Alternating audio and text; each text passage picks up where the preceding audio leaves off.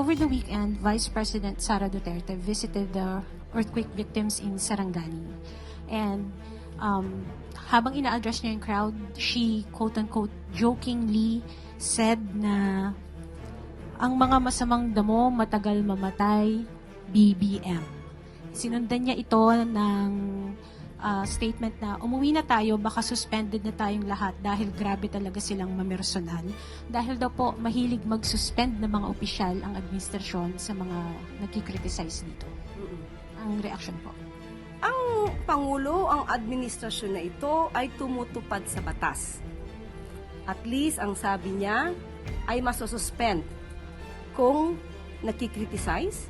Alam naman natin na kinakasuhan lang naman kung nagkakaroon ng fake news, nagpapakalat ng fake news.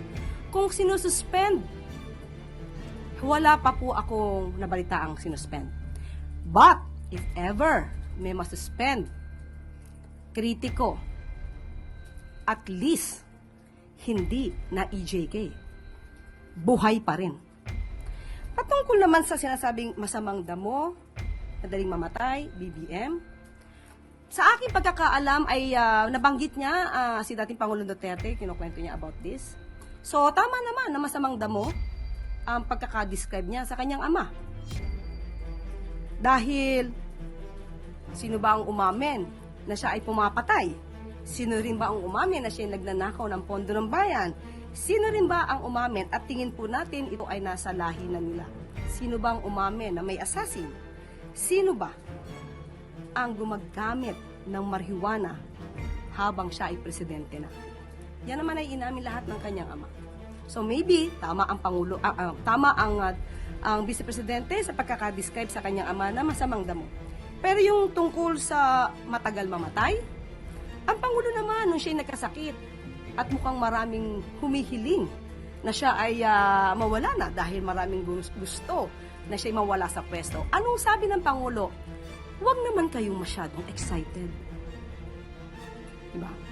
Yung mga nagmamadali lang siguro na makapwesto, yan ang humihiling na mawala ang Pangulo. Pero sabi ng Pangulo, huwag kayong excited. Ma'am, what do these so-called jokes? Anong signal po kaya ang nabibigay dito sa publiko? Especially, it came from the second highest official in government. Katulad po at uulitin ko, kapag ang Vice Presidente ay walang binabasang script, lumalabas ang tunay na kulay, lumalabas ang tunay na anyo. Kung kayo mismo nakakakita na hindi maganda, para sabihin ito, mula sa pangalawang mataas, nag-o-occupy ng pangalawang mataas na posisyon. Ibig sabihin, mali ang kanyang ginagawa, kahit ito ay pabiro. Thank you, ma'am.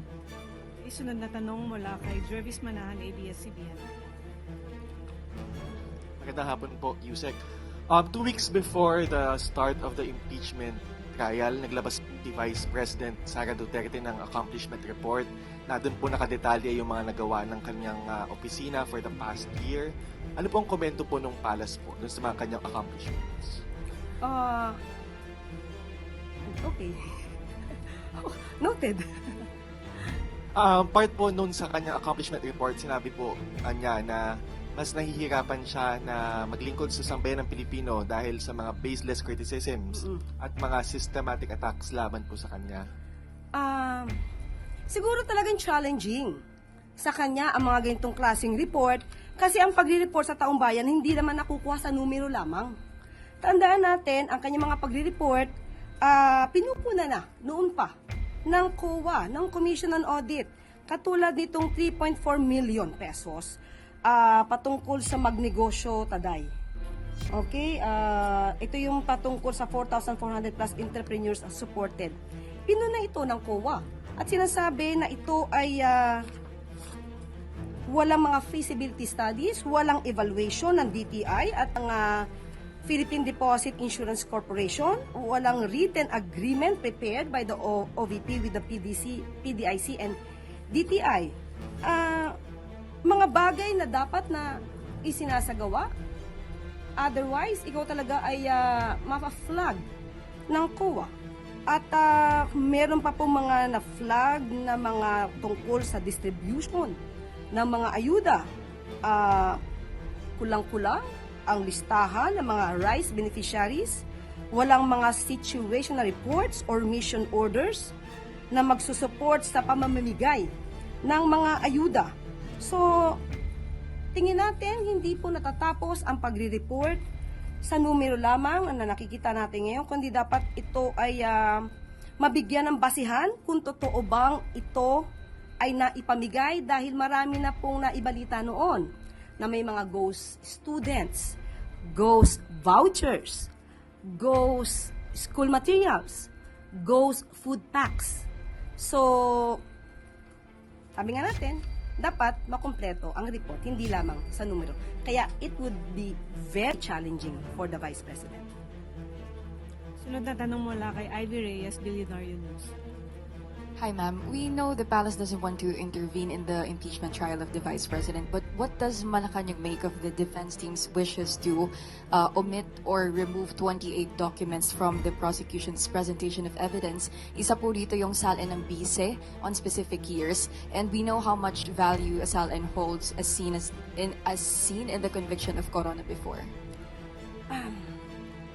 Katulad ng sinabi mo, hindi naman makikialam ang palasyo, ang administrasyon sa magiging trabaho po ng Senado. Pero sa ating pagkakaalam, ito yung pinaka-core. Ito yung pinaka-meat ng kaso, ng complaints laban sa kanila tungkol sa di umanong unexplained wealth. So, kung pinapatanggal niya ito, papaano niyang maipapakita sa bayan na siya ay tuwid at malinis at walang unexplained wealth? Good afternoon, Yusek. Yusek, going back to the Tacloban incident, the Vice President released a statement about the incident, and I quote, "This tragedy also exposes the failure of the government to recognize the importance of intelligence gathering and identifying threats before lives are lost. We cannot continue reacting only after another child is hurt or killed." Ito pa po, sabi niya rin, the continuing loss of young lives should serve as a wake-up call to this administration. The government must act now to make our schools safer and to better protect our learners. Your comment on that, ma'am? Ibig sabihin, estudyante dapat minomonitor para sa intelligence gathering.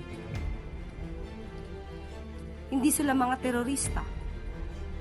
Sila ay mga estudyanteng mukhang di umanong gumunlang sa online gaming na marahas.